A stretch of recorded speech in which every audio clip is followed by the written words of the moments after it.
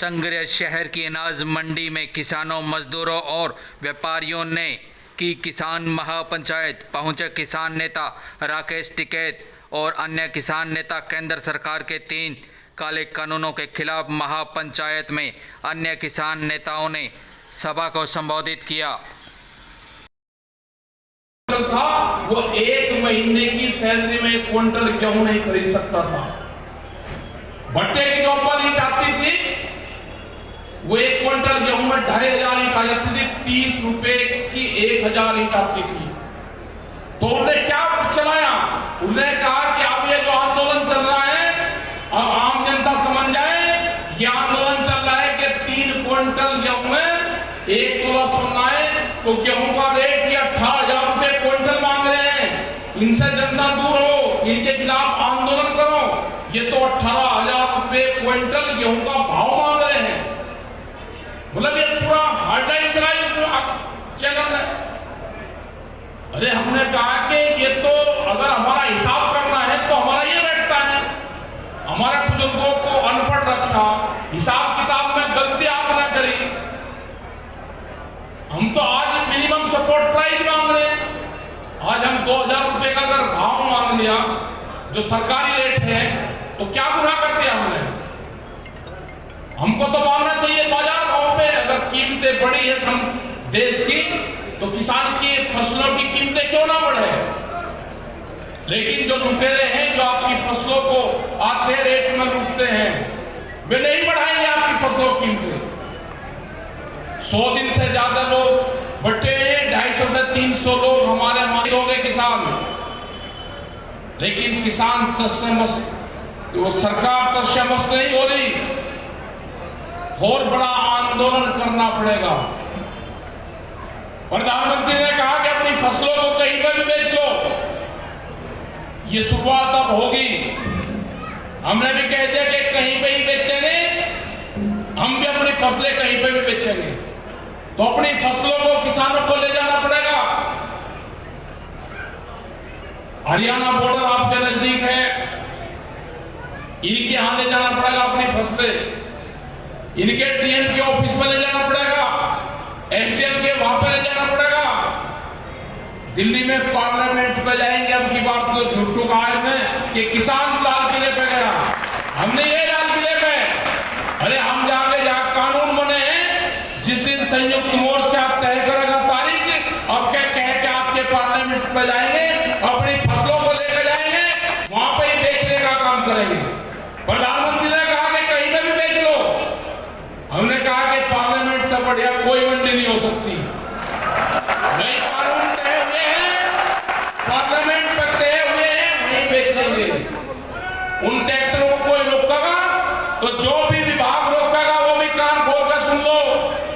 जो भी विभाग कहीं पे रोकेगा उसको ही खरीद करनी पड़ेगी सरकारी रेट पे।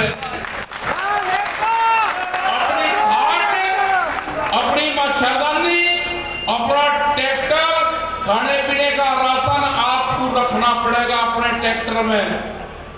यह आंदोलन लंबा चलेगा। बहुत लोग कहते हैं ये आंदोलन बहुत लंबा चलेगा, इसको ये कब खत्म होगा? हर आदमी को छोटी गाड़ी है तो बड़ी गाड़ी चाहिए, छोटा ट्रैक्टर है तो बड़ा ट्रैक्टर चाहिए, नौकरी छोटी है तो बड़ी चाहिए। आंदोलन भी छोटा क्यों चाहिए? आंदोलन भी लंबा चलेगा। 2021 का जो साल है, ये आंदोलन का साल है 2021। और खास करके मेरे जो नौजवान साथी हैं, उनको नौकरियां नहीं, अब उनकी नौकरियां तो चली गई, ना उनको नौकरी मिलनी। बहुत विभाग खत्म होने लग रहे।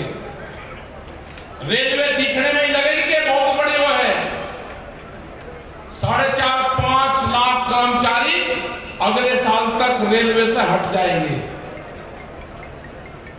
टेलीफोन विभाग सब बेरोजगार होंगे।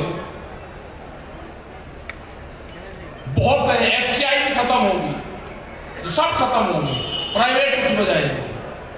ये सर्विस सेक्टर जो था, ये सर्विस सेक्टर नहीं रही, अब तो ठेकेदारी हो रही है। बड़ी बड़ी कंपनियां ठेके देंगी और सस्ते में मजदूर को रखेंगे।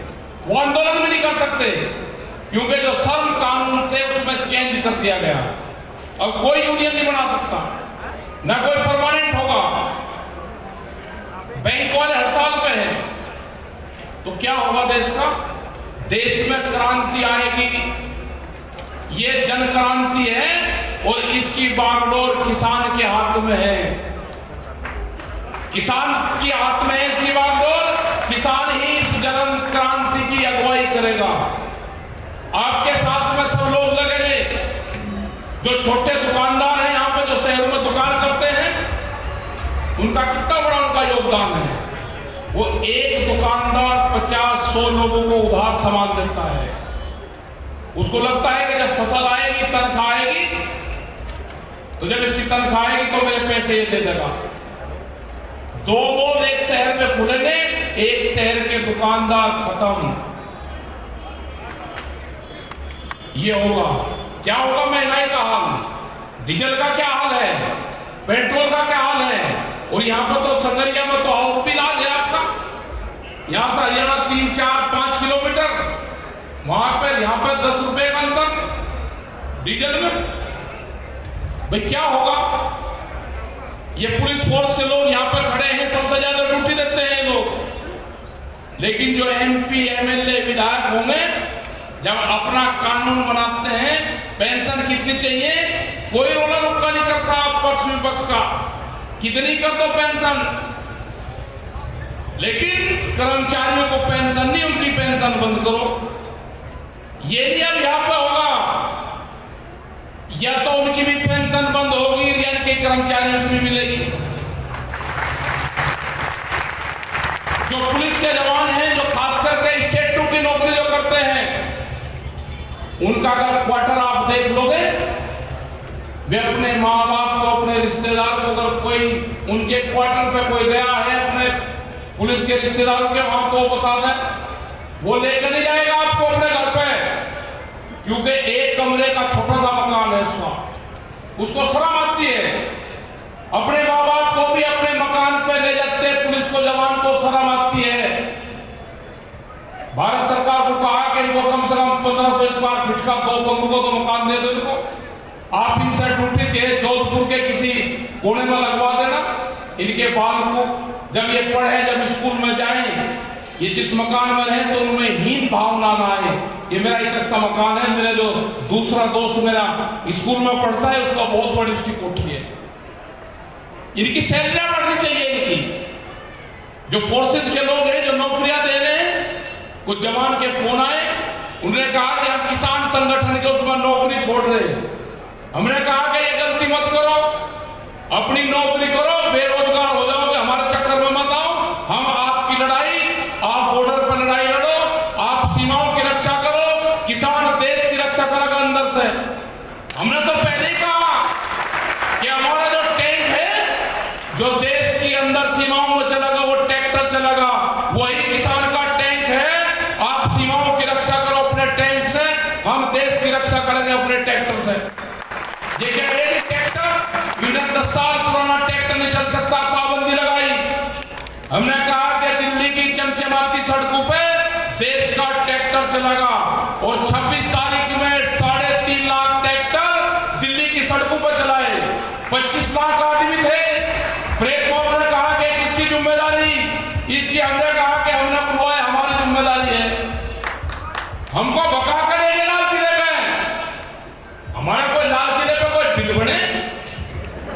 लाल किले का क्या मतलब होगा? पार्लियामेंट पे जाने वाले रास्तों पे बैरिकेडिंग, जो रास्ते हमको दिए उस पे बैरिकेडिंग। दिल्ली के रास्ते खोलकर ये बताओगे कि यहां से चले जाओ। भाई गांव का आदमी दिल्ली की सड़कों के चक्रों में फंसाया मान लो, किससे इंसाफ मांगेंगे? कौन सी एजेंसी है कि जो हमको न्याय दे देगी? कोई देश में एजेंसी बची कि जो न्याय दे दे? होगी, इनकी भी जांच होगी। जिसको राज्यसभा मिली, वो जिस पद पे था, उसने क्या क्या फैसले दिए, उनकी जांच होनी चाहिए सबकी। अपने पद का दुरुपयोग करा, राजनीति पट्टा दिखाया गया कि 2 साल में राज्यसभा है और 2 साल तक उसके पद का दुरुपयोग करा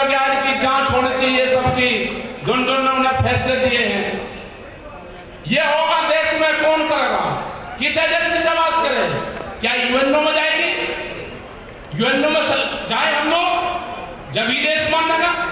फिर कहेगा ये तो बाहर जा रहे हैं संयुक्त मोर्चे के लोग। यहां पे इंसाफ नहीं है, बाहर हम जाना, हमारी फसलों के रेट नहीं। बात तो उनकी भी ठीक है। अगर किसी पार्टी की सरकार होती तो अब तक हमारे संगठन के लोग उससे बात कर लेती। पार्टी की तो सरकार है नहीं, उनके भी लोग कैद में हैं। जो बड़े लीडर हैं सब कैद में हैं। नेता मुक्ति अभियान भी चलाना पड़ेगा। करवाइए, ये तो जब ठेका ले लिया, पूरे देश का ठेका ले लिया, तो नेता मुक्ति अभियान भी चलवाना पड़ेगा। ये पता नहीं क्या क्या चीजें होंगी। हमने कहा कि दिल्ली में हमने मंडी की तलाश कर लिया, रोशुल्ला के खिलाफ मंडी की तलाश होगी। पार्लियामेंट से बढ़िया मंडी नहीं हो सकती कहीं, डीएम के ऑफिस से बढ़िया मंडी नहीं हो सकती। हमने डीएम के ऑफिस में जो डीसी होता है, कलेक्टर होता है, उसके वहां पे अपनी फसलें बेची हैं उत्तर प्रदेश में। अगर आपको कहीं भाव नहीं मिल रहा तो डीएम, डीसी, एसडीएम के वहां पे मिलेगी। वहां पे ये पुलिस के लोग अगर रोकने की कोशिश करेंगे, जो भी विभाग रोकेगा सरकारी रेट पे उसको खरीद करनी पड़ेगी। हमारे ट्रैक्टर को जबरदस्ती मत कहीं रोक लेना। अगर कोई पुलिस के लोग रोकेंगे तो थाने में खरीद होगी उसकी, थाने से बढ़िया सुरक्षित जगह। देखो ये लड़ाई आपको लड़नी पड़ेगी। नौजवान को अपना एक फार्मूला है हमारा, उस फार्मूले को याद कर लो। एक गांव एक ट्रैक्टर, 15 आदमी और 10 दिन। एक गांव एक ट्रैक्टर, 10 दिन और 15 आदमी। ये फार्मूला है। हर गांव में कमेटी बना दो और आंदोलन में ऐसे लोगों को ले लो जो रंडवे हो, जो घर के भी कम हो। ये आंदोलन उन्हीं से चलेगा, उनकी रोटी पानी भिजवाती रही हो। ये चलेगा आंदोलन। ये मध्य प्रदेश के लोग तो अभी 10 दिन में उनकी कटाई शुरू हो जाएगी। उनका फसलों का रेट नहीं मिल रहा। उनका गेहूं का रेट है 1400 रुपये क्विंटल, सरसों भी बंदी, चना 30 रुपया किलो उनका बिकेगा, 35 रुपया किलो। हमने कहा कि लेकर चलो डीएम के वहां, डीसी के वहां लेकर चलो। कोई पुलिस प्रशासन रोकता तो थाने में लेकर चलो। अपनी मच्छरदानी, खाट पिट्टी, खाने पीने का राशन, सिलेंडर अपने घर से निकलो। आप शाहजहांपुर नहीं जा सकते तो हरियाणा के बॉर्डर पर तो जा सकते हो। ये भाई आपका आंदोलन यहां से शुरू हो जाएगा। अपना पेड़ के नीचे झोंपड़ी डाल लो और अपना आंदोलन शुरू है। सब लोगों को निकलना पड़ेगा, नौजवानों को निकलना पड़ेगा। नौकरियां कहीं है नहीं, अनाज सारा व्यापारियों के गोदाम में बंद होगा। भूखे आदमी का अनाज, रोटी तिजोरी की वस्तु बनेगी। जिस तरह के दिल्ली में कटीले तार लगाए, ये अनाज के गोदामों के चारों तरफ ये तार लगेंगे। बंदर भी रोटी अंदर से नहीं जा सकता, कुत्ते भी देश में भूख से मरेंगे। रोटी को तिजोरी की वस्तु नहीं बनने देना। ये आंदोलन करना पड़ेगा। मजदूरों को, दुकानदारों को, ये दुकानदार व्यापारी नहीं है, ये तो उधार सामान देते हैं। व्यापारी तो वे हैं जो मॉल खोल लगा, उसकी कीमत लिखी हुई है, वहां पर रेट भी निर्धारित नहीं होता। वे हैं बड़े व्यापारी। व्यापारी वे हैं जिनके गोदाम पहले बन गए और देश में कानून बाद में आया। वे हैं व्यापारी बड़े, वे हैं घराने। हमारी लड़ाई उनसे है। ये लड़ाई हमारी जारी रहेगी। यहाँ पर वक्त भी बहुत हुआ, आप लोगों ने सुना भी, बहुत लोगों ने आपको स्पीच दी। एक ही मूल मंत्र है, वो है नौजवानों के लिए अपने खेत में जाओ, अपने खेत की मिट्टी अपने शरीर का लगाओ, तो आप जमीन से लगाव करोगे, उसको बेचोगे नहीं। अगर ये आंदोलन फेल होगा तो 20 साल में आपकी जमीनें नहीं बचेगी। बड़ी बड़ी कंपनियां आएंगी, आपकी जमीनों को ठेके पे लेगी, आपकी जमीनों को खरीदेगी, किसान के हाथ से पूरी की पूरी जमीन ले जाएगी। आपको फसलों के आंदोलन की, वे आपकी जमीन के भी आपको आंदोलन लड़ने पड़ेंगे। बहुत कंपनियां आ गई, बीज की कंपनी आ गई कि आपको कौन सा बीज बोना है, बिजली की कंपनी आ गई,